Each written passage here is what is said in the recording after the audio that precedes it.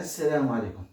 Dans cette séance, on se retrouve pour la suite des transformations suivies par un système. On va découvrir dans cette séance les transformations réversibles et les transformations irréversibles. D'accord? Alors, en commençant par les transformations réversibles. C'est quoi une transformation réversible? Alors, les transformations réversibles, ce sont des transformations effectuées dans un temps fini par une succession d'états d'équilibre. D'accord? Par une succession d'états d'équilibre. On a les transformations réversibles. Alors, les transformations réversibles. Donc, en commençant bien sûr par les transformations réversibles. Alors, les transformations réversibles, les transformations réversibles, les transformations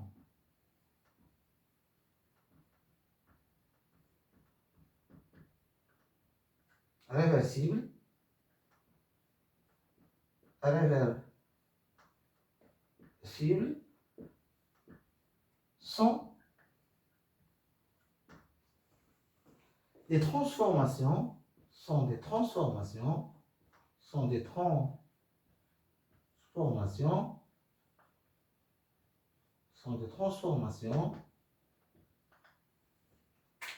d'accord, effectuées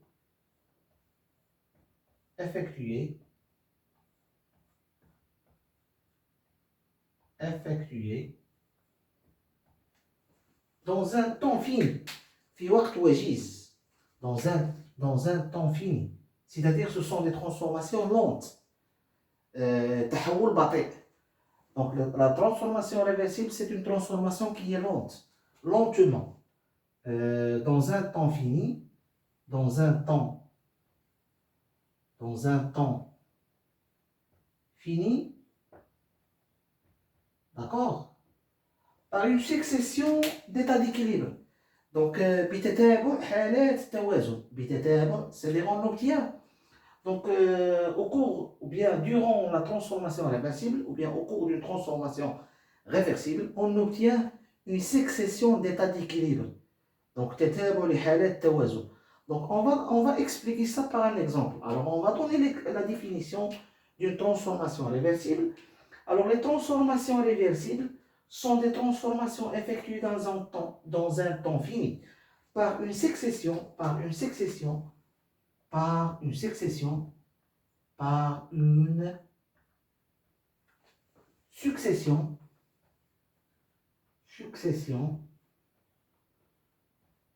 d'accord, d'état d'équilibre, حالات التوازن, d'état d'équilibre, d'état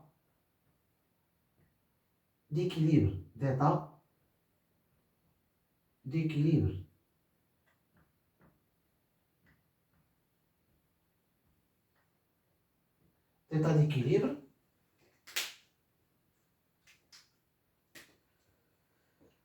Donc, les transformations réversibles sont des transformations effectuées dans un temps fini par une succession d'états d'équilibre très voisins. يعني حالات التوازن متقاربة. Très voisins, d'accord, les uns des autres.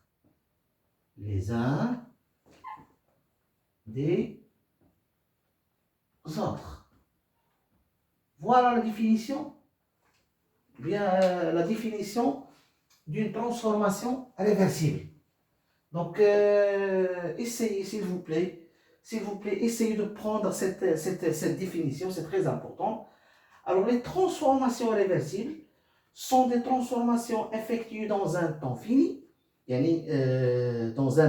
c'est-à-dire مدة وجيزة, par une succession تتابع لحالات التوازن, c'est-à-dire on obtient des états d'équilibre très voisins, يعني متقاربة, les uns بعضها البعض, les uns des autres. Donc on va donner un exemple. Je vous donner un exemple. Donc c'est très important. Nous avons vu un exemple, d'accord, pour expliquer bien pour expliquer bien la transformation réversible. On a étudié dans les séances précédentes, on a étudié par exemple la compression. D'accord? Nous avons vu le cas de la compression. Si on prend par exemple un récipient, d'accord? Un récipient qui contient un gaz muni d'un piston, d'accord? Comme vous voyez ici, voilà un piston. On a un piston, Mikbes, piston. Donc, on a dit que si on exerce une pression extérieure, donc c'est très important, si on exerce une force de pression extérieure, d'accord? Si on exerce une pression extérieure, alors la transformation réversible, c'est quoi la transformation réversible? C'est une transformation qui est lente. Donc, bien sûr, transformation, c'est une transformation. La transformation réversible, c'est une transformation lente, pas TA. Transformation lente. D'accord? C'est une transformation qui est lente. Alors, on a l'état initial. Voilà l'état initial. Donc, on obtient un état d'équilibre ici. Par exemple, un état d'équilibre, c'est la position du piston. D'accord? On a un état d'équilibre. Donc, en déplaçant le piston dans ce sens-là, si on exerce une force de pression, donc on obtient un état d'équilibre.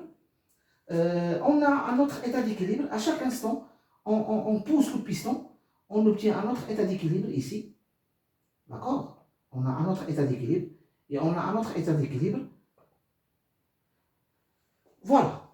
Alors, lorsqu'on pousse le piston, on obtient un état d'équilibre. Ça, c'est un état d'équilibre. Ça, c'est un état d'équilibre. Donc, on a une succession d'états d'équilibre. D'accord? Donc, lorsqu'on pousse le piston, on a une transformation, bien sûr. C'est une transformation qui est lente. On obtient une succession d'états d'équilibre. On a un état d'équilibre, un état d'équilibre, un état d'équilibre. Donc, c'est ça la transformation réversible. Donc, on va expliquer ça au fur et à mesure dans le module de la thermodynamique. C'est-à-dire, on a ici, par exemple, ici, ça c'est l'état initial, ça c'est l'état initial, ça c'est l'état final, par exemple. Donc, qu'est-ce qu'il dit la transformation réversible? C'est une transformation qui est renversée. C'est-à-dire, on peut aller de l'état initial à l'état final, et on peut revenir de l'état final à l'état initial. D'accord? C'est ça la transformation réversible. Sachant que cette transformation, c'est une transformation qui est lente. Donc, lentement. Donc, la transformation réversible est effectuée lentement. Yani, c'est une transformation qui est lente. C'est très important. Donc, mathématiquement, on va comparer la pression extérieure et la pression intérieure. C'est-à-dire la pression du gaz à chaque instant. Donc, lorsque le piston arrive à cette position d'équilibre, donc, qu'est-ce qu'on obtient? On obtient, à chaque instant, on aura la pression extérieure. La pression extérieure est égale à la pression intérieure. Donc, ça c'est intérieur, extérieur. Donc, voilà. À chaque instant, à chaque instant, à chaque instant,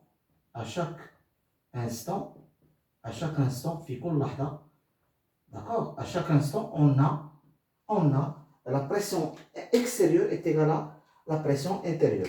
Donc, X, ça veut dire extérieur, d'accord? Ou int, ça veut dire intérieur. D'accord? Je répète. Alors, on a donné un exemple. On a dit que la transformation réversible, c'est une transformation qui s'effectue dans des temps finis, lentement, bien sûr, lentement, on obtient une succession d'états d'équilibre. Regardez bien, on a un état d'équilibre. Donc, lorsqu'on pousse le piston se déplace jusqu'à on obtient un état d'équilibre. Donc, en continuant, lorsqu'on pousse une fois encore le piston, on obtient un état d'équilibre. On obtient un état d'équilibre une fois encore. C'est-à-dire on va obtenir une succession d'états d'équilibre. Et à chaque instant, on a la pression extérieure est égale à la pression intérieure. Et la pression intérieure, c'est exactement la pression. C'est la pression, bien sûr, c'est la pression du gaz. Donc la pression intérieure, c'est la pression du gaz. D'accord? C'est la pression du gaz. Et on a dit que la pression du gaz est égale à quoi? Est égale à nRT sur V.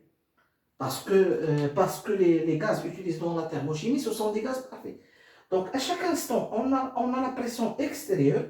On a la pression extérieure est égale à la pression intérieure est égale à la pression du gaz qui est égale à nRT sur V. En appliquant l'équation d'état du gaz parfait, PV est égal à nRT. D'accord? À chaque fois, on utilise les gaz parfaits.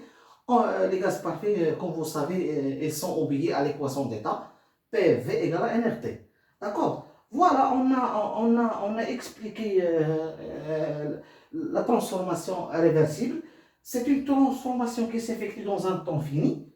On obtient une succession d'états d'équilibre, comme vous voyez dans cet exemple-là.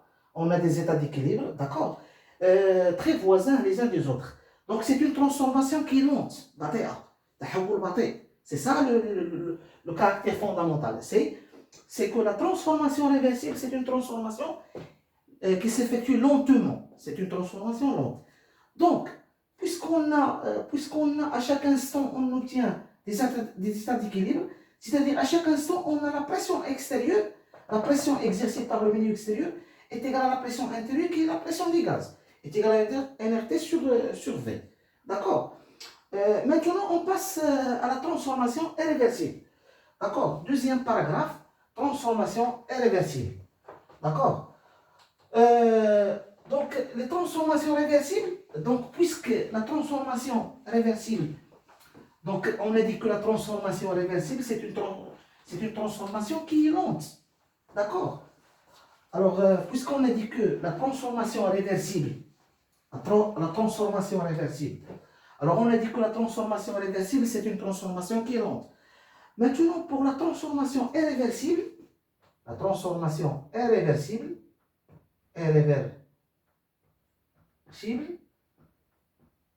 d'accord? C'est une transformation qui s'effectue brusquement ou bien rapidement. Alors, si on déplace, donc si on déplace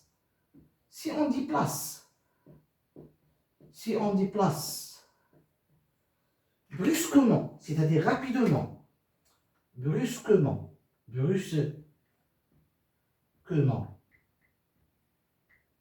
le piston, d'accord, le piston,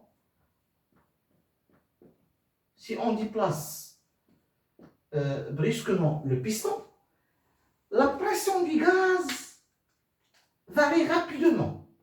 La pression du gaz, la pression d'Arlez يتغير بسرعة.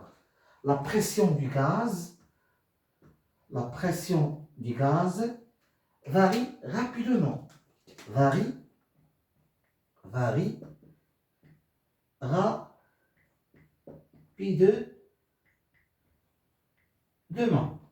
Donc la transformation irréversible, c'est une transformation qui s'effectue rapidement, brusquement, c'est-à-dire brusquement. Donc si on déplace le piston, si on déplace brusquement le piston, la pression du gaz varie rapidement. Donc elle n'est pas la même.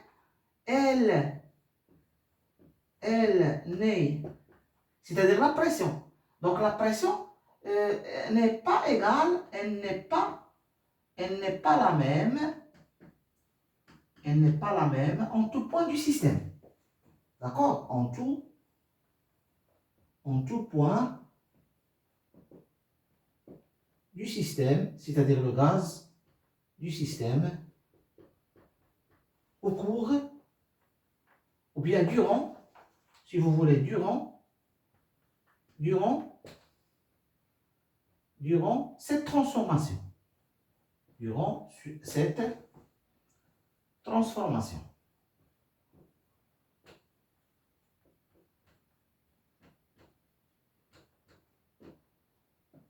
D'accord?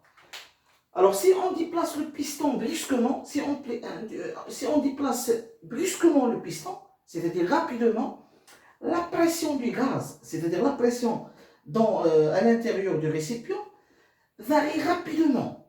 D'accord? La pression varie rapidement. Elle n'est pas la même en tout point. C'est pas comme la transformation réversible. On a dit que pour la transformation réversible, à chaque fois, à chaque instant, on a la pression extérieure est égale à la pression intérieure. C'est-à-dire la pression extérieure est égale à la pression intérieure est égale à la pression du gaz. Parce que la transformation réversible, c'est une transformation longue. Par contre, la transformation irréversible, c'est une transformation qui est rapide. C'est ça la différence entre la transformation réversible et la transformation irréversible. Alors la transformation irréversible, c'est une transformation rapide. يعني تحول سريع. وبالتالي, c'est-à-dire que la pression du gaz varie rapidement. Elle n'est pas la même en tout point du système. Donc, c'est-à-dire que la pression extérieure, bien entendu, différent de la pression intérieure, c'est-à-dire la pression du gaz. Et donc, bien sûr, la pression extérieure, à quoi égale? Donc, bien sûr, la transformation s'effectue entre l'état initial et l'état final. Donc, toute transformation est limitée par l'état initial et l'état final. Donc, la pression extérieure à quoi égale? Est égale à la pression finale. Est égale à la pression de l'état final. C'est ça, la propriété de la transformation irréversible. Alors, on a expliqué, donc la transformation réversible et la transformation irréversible, ce sont des transformations qui sont très importantes, que ce soit dans la thermochimie ou bien dans le module de la thermodynamique. Donc on a dit que si on déplace brusquement, c'est-à-dire rapidement, brusquement le piston, la pression du gaz varie. Ça veut dire quoi? Ça veut dire que la pression extérieure est différente de la pression intérieure. Donc elle n'est pas la même en tout point. C'est ça l'explication du système de cette transformation. Bien sûr, la pression extérieure est différente de la pression intérieure. Et à quoi égale la pression extérieure? Bien sûr, la pression extérieure est égale à la pression de l'état final. D'accord? La pression extérieure est égale à la pression de l'état final. Donc, pour la transformation réversible, la pression extérieure est égale à la pression intérieure à chaque instant, est égale à NRT sur V. Par contre, dans la transformation irréversible, la pression extérieure est égale à la pression finale. Donc, cette séance est terminée. S'il y a des questions, essayez de poser des questions. إذا كانت لديكم تساؤلات قوموا بطرح تساؤلاتكم في التعليق. إذا أعجبكم الفيديو اضغطوا على زر الاشتراك وزر الإعجاب كي يصلكم الجديد وكي تعم الفائدة للجميع. شكرا على حسن المتابعة وإلى اللقاء في حصة قادمة إن شاء الله.